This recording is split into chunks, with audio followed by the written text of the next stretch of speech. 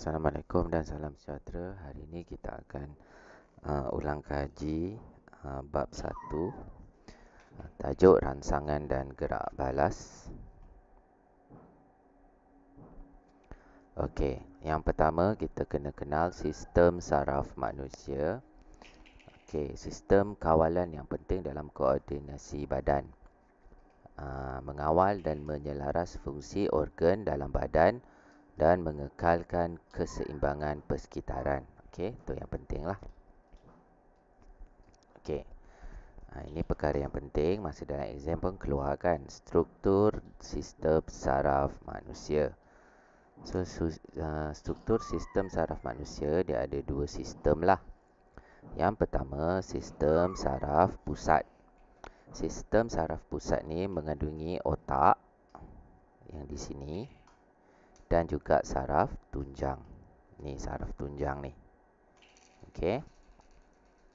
Yang kedua, sistem saraf periferi yang mengandungi saraf kranium iaitu di sini dan juga saraf spina. Okey. So ada dua lah, sistem saraf pusat yang mengandungi otak dan saraf tunjang dan juga sistem saraf periferi yang mengandungi saraf spina dan juga saraf kranium. Okey. Sistem saraf periferi terdiri pada 12 pasang saraf kranium yang menghubungkan otak dengan organ diria dan organ dalaman dan 31 pasang saraf spina yang menghubungkan saraf tunjang dengan otot rangka. So masa exam hari tu ramai yang salah lah bila minta label saraf tunjang yang tu. Okey. Bila minta label saraf tunjang dia tak tanya sistem. Okey. Okey, seterusnya. Okey, sistem saraf pusat, otak dan saraf tunjang, sistem saraf periferi, saraf kranium dan saraf spina. Okey, kepala, saraf kranium menghubungkan otak dengan organ. Badan, saraf spina menghubungkan saraf tunjang dengan otot rangka. Okey, kamu nampak di situ. Kepala, otak menghubungkan dengan saraf kranium. Okey, badan, saraf tunjang menghubungkan dengan saraf spina. Okey.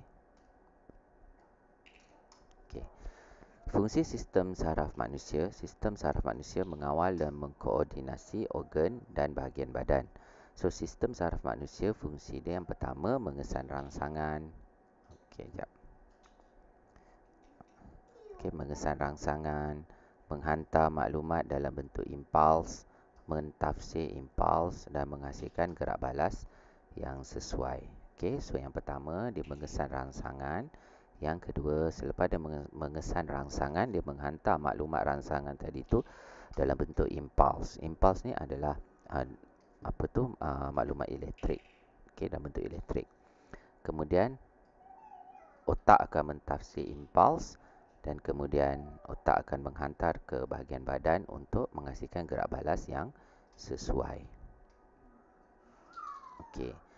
So dalam gerak balas tu dia ada dua jenis iaitu tindakan terkawal dan tindakan tak terkawal. Okey, apa tu tindakan terkawal? Ialah tindakan yang disedari dan dilakukan mengikut kehendak diri kita. Okey, tindakan terkawal dikawal oleh otak. Contoh tindakan ni adalah makan, berjalan. Kita yang makan, kita yang berjalan, kan? Okey. Okey. So kita kawal sendirilah tindakannya. Contohnya rangsangan, bunyi deringan telefon. Okey, bunyi deringan telefon tu adalah satu rangsangan lah. Efektor iaitu reseptor di dalam telinga manusia akan mengesan rangsangan bunyi deringan telefon. Dia akan menghantar maklumat ke otak dalam bentuk impuls lah. Otak akan mentafsir. Otak akan mentafsir maklumat tadi tu dan dia hantar balik maklumat dalam bentuk impuls saraf kepada efektor. otot atau kelenjar. Efektor ni lah yang akan bergerak balas, iaitu kita akan bangun dan menyentuh skrin untuk menjawab panggilan. Okey. Okey, yang kedua, tindakan di luar kawal. Tindakan luar kawal, iaitu tindakan yang berlaku secara serta-merta tanpa disedari atau difikirkan terlebih dahulu, ataupun bahasa mudahnya kita selalu sebut tindakan refleks. Okey. So, terbahagi kepada dua jenis. Pertama, melibatkan medula oblongata. Contohnya denyutan jantung dan pernafasan. Kita tak boleh kawal jantung kita, denyutan jantung kita, dan kita juga tak boleh kawal pernafasan kita. Dia berlaku dengan sendiri, kan. Okey. Yang boleh kita, pernafasan yang kita boleh buat, kita tarik, hembus. Itu je kita boleh kawal. Dari sudut tu je. Tapi pernafasan kita tak boleh kawal ikut kehendak kita. Okey. Okay, yang kedua, melibatkan saraf tunjang, iaitu tindakan refleks. Contohnya, menarik tangan apabila tersentuh dengan benda panas atau kemudian bersin. Itu kan tindakan refleks. Tersentuh je benda tajam, kita rasa sakit, terus kita tarik tangan. Okey. Okey, itu contohnya lah. Kita menyentuh objek panas. Okey. Efektor mengesar rangsangan dan terus menghantar impuls ke saraf tunjang. Saraf tunjang dia akan bertindak balas. Kita pun tarik tangan. Okey. Itu tindakan luar kawal. Ingat, terbagi dua jenis. Satu, melibatkan medula oblongata, contohnya denyutan jantung dan pernafasan. Dan yang kedua, melibatkan saraf tunjang. Contohnya, kita menarik tangan apabila terkena benda panas ataupun benda yang tajam. Ataupun yang kedua, kita bersin. Yang hacum tu. Okey. Next. Kepentingan saraf. Sistem saraf yang terjejas lazimnya menjadikan seseorang itu lumpuh sementara, paralyzed, lumpuh separuh atau lumpuh keseluruhan. Okey, bila sistem saraf rosak, kelumpuhan lah. Sebab tu tulang belakang adalah tempat tempat saraf tunjang. Tulang belakang adalah tempat saraf tunjang. Sebab tu apabila kecederaan tulang belakang, bila melibatkan kecederaan saraf tunjang, selalunya akan berlaku lumpuh lah, paralyzed. Okay. Okay, next. Rangsangan dan gerak balas dalam manusia. Okay, kita tengok mata dari penglihatan. Dalam peperiksaan hari tu tak keluar soalan, kan. Okay, tapi tak apa. Untuk mata ni, nanti bila kamu naik tingkatan 4, belajar subjek biologi, ataupun kalau kamu ambil aliran bukan sains, kamu akan belajar subjek sains, kamu akan jumpa balik ni mata dari penglihatan ni. So, apa yang kamu perlu tahu, ingat adalah struktur dia, kornea, apa fungsi dia, lapisan lusina yang membiaskan dan memfokuskan cahaya ke retina, iris, bahagian berwarna mata yang mengawal saiz pupil, bukaan di tengah iris yang mengawal kuantiti cahaya yang masuk ke dalam mata, gelemae, bendalai lusina yang mengekalkan bentuk bola mata, memfokuskan cahaya dalam mata, konjuktiva, membran sina yang melindungi bahagian hadapan sklera, kemudian gelemaca, apa dia, bintik buta, saraf optik, saraf yang membawa impuls saraf dari retina ke otak untuk ditafsirkan, bintik kuning, retina, lapisan mengandungi fotoreseptor yang mengesan cahaya dan menghasilkan impuls saraf, koroid, sklera, kanta mata, otot silia, ligamen penggantung. So, ini benda yang kamu kena ingatlah nanti bila naik form 4. Okey, kita tengok mekanisme penglihatan. Mekanisme penglihatan, contohnya kamu melihat satu objek lah. Okey, kamu melihat satu objek. So, cahaya tu, sinar cahaya daripada objek tu akan masuk ke mata lah. Okey, sinar cahaya dari objek memasuki mata melalui kornea. Itu yang pertama. Diikuti oleh gelemae, kanta mata dan gelemaca. Sebelum sampai ke retina. Ni retina ni retina yang warna kuning. Okey, semua bahagian mata ini akan memfokuskan sinar cahaya dari objek ke retina. So, kita fokus. Sebab tu kita boleh nampak objek dengan sharp, dengan jelas. Kalau orang yang rabun, dia perlukan kacamata supaya fokus. Itu nantilah. Okey, ini yang pertama lah. Okey, dia akan memfokuskan objek yang kita lihat. Okey. Kemudian sinar cahaya akan merangsang fotoreseptor. Kat mana fotoreseptor tu? Kat retina. Okey. Untuk menghasilkan impuls saraf dan dihantar ke otak untuk otak tafsirkan. So, dia akan hantarlah maklumat ke sini. Pergi ke otak. Otak akan tafsir, otak akan hantar balik maklumat. Okey, otak akan mentafsir impuls saraf tersebut.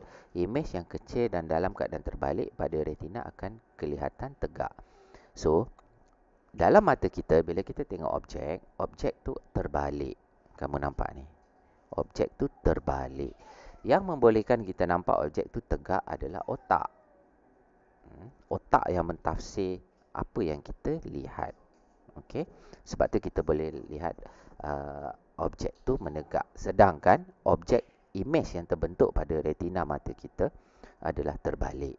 Okey, so otak akan membetulkanlah supaya kelihatan tegak. Okey, itu tafsiran daripada otak. So itulah fungsinya. So kamu nampaklah objek ni dia akan membentuk imej terbalik. Okey, nanti bila kamu naik tingkatan 4 belajar fizik, kamu akan belajar lebih mendalam lah kenapa boleh jadi macam tu dalam bab optik. Okey. Okey, next.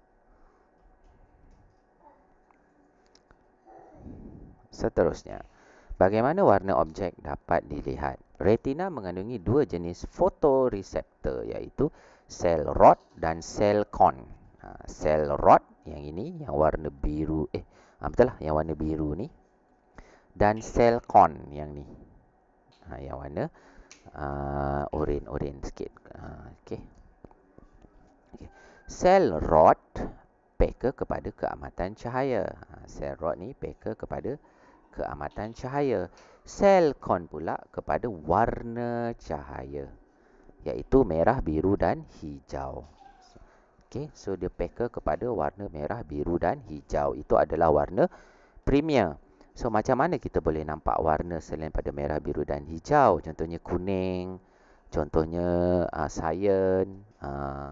Itu apabila berlaku penambahan dan penolakan cahaya lah antara merah, biru dan hijau. So ingat balik topik penambahan dan penolakan cahaya. So sebab itulah warna objek dapat dilihat. Okey, sebab tu nama objek, warna. Kita dapat melihat warna.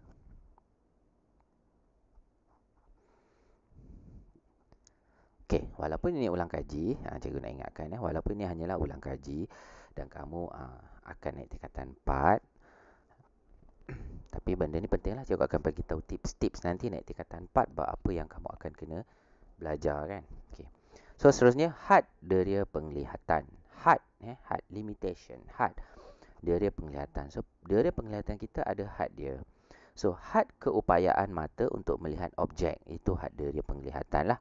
So kita tidak dapat melihat objek yang terlalu kecil, contohnya mikroorganisma, dan objek yang terlalu jauh, contohnya bintang-bintang, planet-planet yang terlalu jauh lah.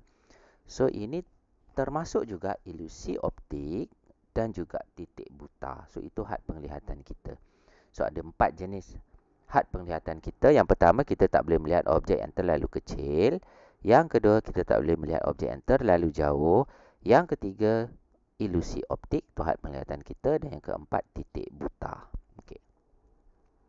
So ilusi optik berlaku apabila objek yang dilihat berbeza daripada keadaan sebenar. Ini disebabkan oleh otak kita tidak dapat mentafsir dengan tepat objek yang dilihat oleh mata kerana gangguan di sekitar objek.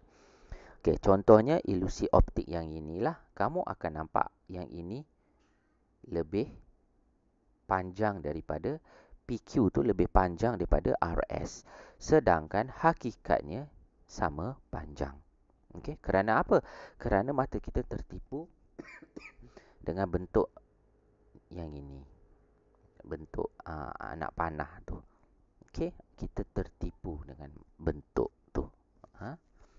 So, alat mengatasi had penglihatan diberi contoh ada 4, iaitu mikroskop untuk melihat objek yang kecil, binocular untuk melihat objek yang jauh, periskop untuk melihat objek yang di sebalik objek. Okey, objek di sebalik objek. Contohnya kapal selam, dia nak lihat kapal selam yang di dalam laut, dia nak melihat di permukaan laut. Jadi itulah periskop, melihat objek yang terlindung di sebalik objek yang lain. Teleskop jauh lah. Teleskop jauh.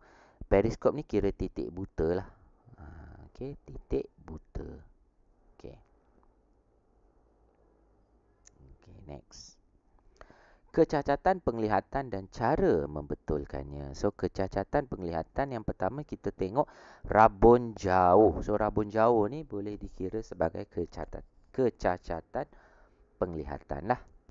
Cikgu sendiri rabun jauh. So, rabun jauh, dia tidak dapat melihat objek jauh dengan jelas. Dia bukan tak boleh lihat objek jauh, dia boleh. Tapi tak jelas, kabur. Okey. Kerana apa? Kerana objek jauh kelihatan kabur kerana imej difokuskan di hadapan retina. Sepatutnya objek, kalau kita nak lihat jelas, dia mesti fokus pada retina, pada permukaan retina. Imej terbentuk pada retina ni, kat sini ni. Tengok ni. Ni. Imej terbentuk pada retina. Tapi orang yang rabun jauh, imej dia terbentuk di hadapan retina ni. Imej dia bukan kat sini, tapi kat sini. Sepatutnya kat sini. Okey? Okey. Kerana apa benda tu berlaku? Kerana mungkin disebabkan kanta mata terlalu tebal atau berbola mata terlalu panjang. Okey? Disebabkan kerana itu. Jadi, apa cara membetulkannya? Kita menggunakan kanta cekung. Ni kanta cekung yang bentuk dia macam ni. So, kanta cekung tu membantulah imej yang tidak terbentuk pada retina tu terbentuk pada retina. Dan sebab tu kanta cekung yang digunakan oleh orang yang rabun jauh tu, dia ada power dia. Power dia tu maksudnya untuk memastikan bahawa imej tu betul-betul terbentuk pada retina. Maknanya apa? Maknanya orang yang rabun jauh, power kecil, power rendah tu, maksudnya imej dia terbentuk di hadapan retina tu dekat lah. Maknanya dia hanya perlukan kanta yang nipis untuk imej imej yang tak terbentuk pada retina tu terbentuk pada retina. Berbanding orang yang rabun jauh yang power dia terlalu tinggi kan, kalau kamu tengok kanta dia tebal. Okey. Okey. Seterusnya rabun dekat. Okey, kalau tadi rabun jauh selalunya terkena pada orang yang selalu membaca dalam keadaan cahaya yang tak betul ataupun terlalu lama menghadap skrin komputer atau terlalu lama terlalu dekat mata dekat buku, terlalu lama membaca, dia tak melihat pemandangan yang jauh. So lama-lama dia akan rabun jauh. Tapi untuk rabun dekat, kebanyakannya berlaku ketika usia tua. So, tidak dapat melihat objek dengan jelas dari dekat. Objek dekat kelihatan kabur kerana imej difokuskan di belakang retina. Yang ni di belakang. Tadi di hadapan. So, hal ini mungkin disebabkan oleh kanta mata terlalu nipis atau berbola mata terlalu pendek. So, caranya kita gunakan kanta cembung. Ni kanta cembung yang bentuk dia macam ni. Okey, kanta cembung. Okey, seterusnya ada juga orang yang mengalami astigmatism. Dia melihat sebahagian objek lebih jelas daripada bahagian yang lain. Hal ini disebabkan oleh permukaan lengkungan kornea atau kanta yang tidak sekata. Maksudnya kat sini, dia tengok satu objek dekat, ada objek nampak kabur, ada objek nampak jelas. Dia tengok satu objek jauh, ada objek nampak kabur, ada objek nampak jelas. Okay, itulah astigmatism. So, cara membetulkannya menggunakan kanta silinder yang inilah. Okay, kanta silinder. Tapi ini jaranglah berlaku. Seterusnya, rangsangan dan gerak balas dalam manusia, telinga. Okay, telinga dia penglihatan. kamu kena, ini biologi pun belajar dengan lebih detail, lebih terperinci. Sains pun akan belajar juga untuk yang bukan aliran sains. So kamu kena ingat cuping telinga, salur telinga, gegendang telinga, yang ini yang warna biru ni, ossicle, jelenda bujur, salur separuh bulat, yang bentuk macam siput ni cochlea, dan ini saraf yang berhubung daripada cochlea.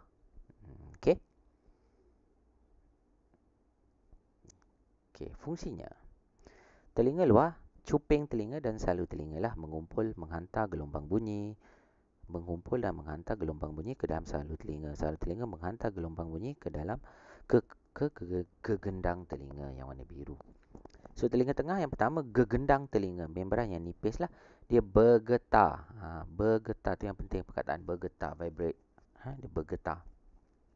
Mengikut frekuensi gelombang bunyi yang terkena padanya dan memindahkan getaran tadi tu ke ossicle. Ossicle akan menguatkan getaran bunyi, dikuatkan, naikkan frekuensi. Lalu memindahkannya ke jendela bujur. Jendela bujur pula mengumpul dan menghantar getaran bunyi dari ossicle ke cochlea.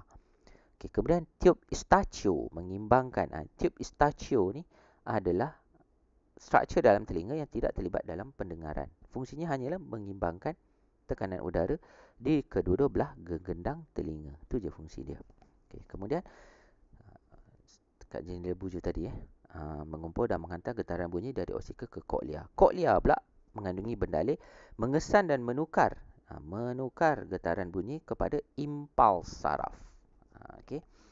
Saraf salur separuh bulat mengandungi bendalih juga mengesan kedudukan kepala dan membantu mengawal keseimbangan badan. Okey, ini juga struktur telinga yang tidak terlibat dengan pendengaran, iaitu salur separuh bulat. Dia mengesan kedudukan kepala dan membantu mengawal keseimbangan badan. Okay. So kita patah balik tadi ke cochlea, mengesan dan menukar getaran bunyi kepada impuls saraf. Okay. Kemudian saraf auditori akan menghantar impuls saraf dari cochlea tadi tu ke otak untuk ditafsirkan apa yang kita dengar. So dalam telinga, itulah fungsinya, dan ada dua struktur dalam telinga yang tidak terlibat dengan pendengaran, iaitu tiub Eustachian mengawal tekanan udara, mengimbangkan tekanan udara dalam telinga, dan juga salur separuh bulat mengesan kedudukan kepala dan membantu mengawal keseimbangan badan. Okey. Okey, ini adalah mekanisme pendengaran. Kita dengar sesuatu, sekarang kamu dengar daripada cikgu. So pendengaran tu, getaran bunyi tu akan sampai ke cuping telinga, menerima dan mengumpul gelombang bunyi. Kemudian cuping telinga akan hantar ke salur telinga, menyalurkan gelombang bunyi ke gegendang telinga dan menyebabkan gegendang telinga bergetar. Itu gegendang telinga lah. Salur bunyi salurkan kepada gegendang telinga. Gegendang telinga pula dihantar getaran tu ke tulang ossicle. Getaran ini diperkuatkan oleh tulang ossicle dan dihantar ke cochlea melalui jendela bujur. So tulang ossicle ni dia menguatkan getaran bunyi lah. Okay, dah hantar ke jendela bujur. Jendela bujur hantar ke cochlea, sel saraf dalam cochlea menukarkan getaran bunyi kepada impuls. So cochlea akan hantar impuls ke saraf auditori yang akan menghantar impuls ke otak, otak tafsirkan, dapat ke otak, otak tafsirkan, bunyi itu ditafsirkan. So kamu dengarlah apa yang bunyi itu. Sekarang kamu dengar apa yang cikgu bercakap ni kan. Okay. Seterusnya kita pergi pada had deria pendengaran, limitation of hearing kan. Okey, so had keupayaan telinga untuk mendengar bunyi. Apa had dia? Manusia kita hanya dapat mendengar bunyi yang berfrekuensi antara julat 20 Hz hingga 20,000 Hz. Maknanya kurang daripada 20 Hz dan lebih daripada 20,000 Hz kita tak boleh dengar. Okey. So julat frekuensi pendengaran seseorang individu adalah berbeza bergantung kepada usia, faktor kesihatan dan sebagainya. So julat ni juga kadang-kadang berbeza mengikut usia dan faktor kesihatan. Sebab tu ada orang dia boleh dengar bunyi jarum jatuh, ada orang dia tak dengar. Bergantunglah pada orang.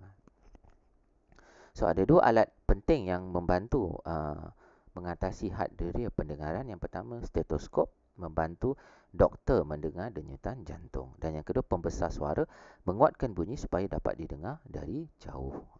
Okey.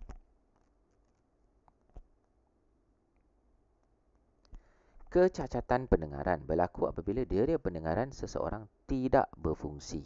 Okey. So, lazimnya disebabkan oleh kerosakan telinga akibat jangkitan mikroorganisma, kecederaan, proses penuaan atau bunyi kuat yang berlarutan. Kerosakan pada telinga lazimnya mudah dibetulkan, misalnya membersihkan pendasi yang tersumbat. Koklea yang rosak dapat dibetulkan dengan menggunakan implan, manakala saraf auditori yang rosak masih tidak dapat dibetulkan. Okay. So, ada alatan yang membantu kecacatan pendengaran lah. Kamu boleh nampak pada gambar rajah.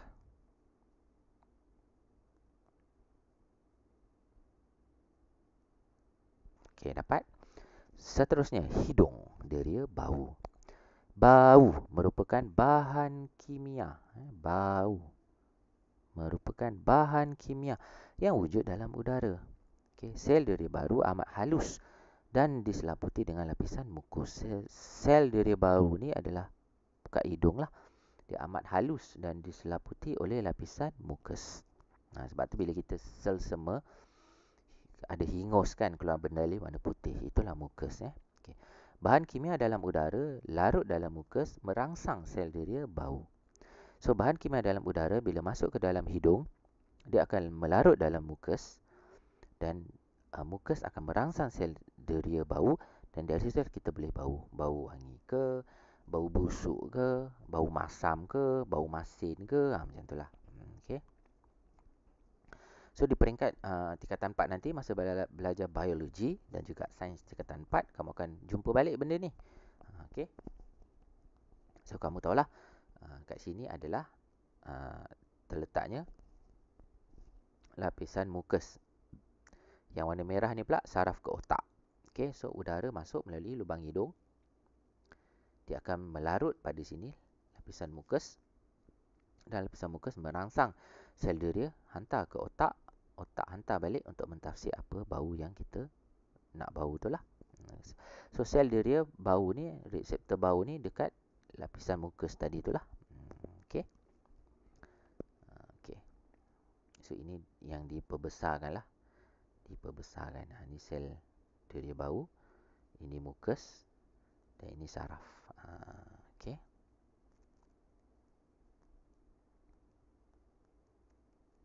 Seterusnya, lidah, deria rasa. Okay.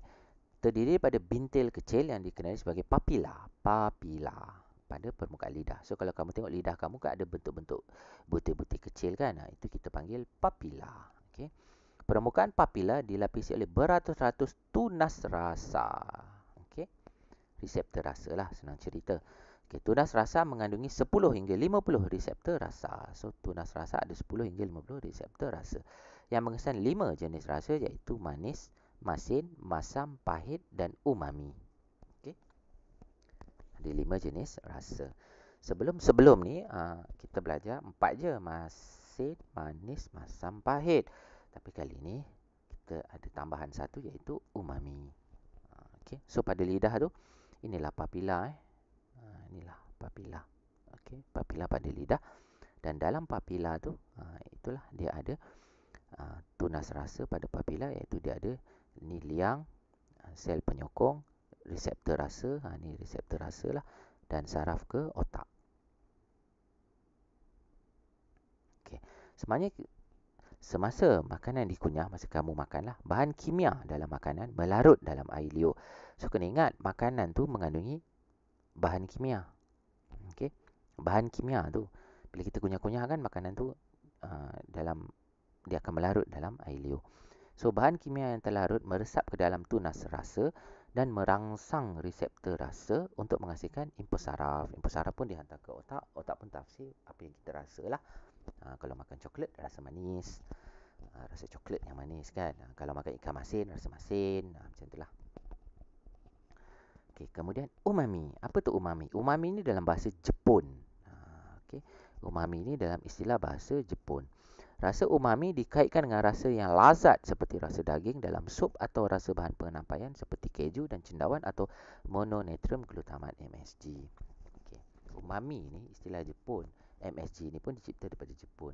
Dia maksudnya dia merangsang satu rasa, kita rasa dia macam blended, rasa yang kita rasa terlalu sedap. Okey, itu maksud dia.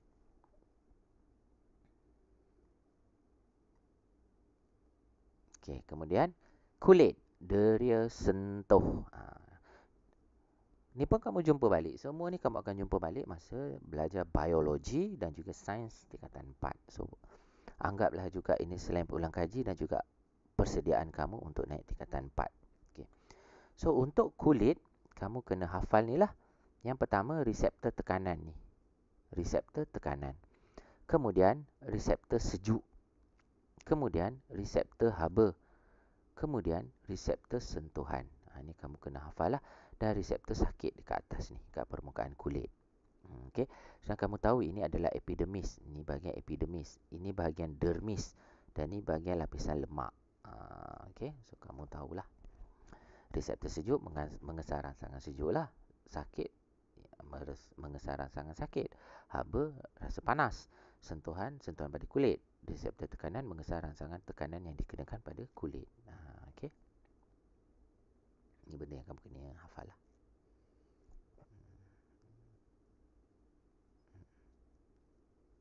Okey. So, rasanya setakat ni dulu ulang kaji dan persediaan tingkatan 4 untuk hari ini. Kamu boleh ulang tayang untuk dengar dan faham lebih lanjut. Ini bukan setakat ulang kaji sebenarnya. Ini persediaan juga untuk kamu naik tingkatan 4 sebab kamu akan jumpa balik semua benda ni semasa kamu ambil subjek biologi untuk yang masuk aliran sains, ataupun yang tak ambil aliran sains, kamu akan belajar dalam sains tingkatan 4. Benda ni kamu akan jumpa balik. Okey. Okey, itu saja untuk hari ini. Selamat belajar dan salam sejahtera. Assalamualaikum. Salam sejahtera.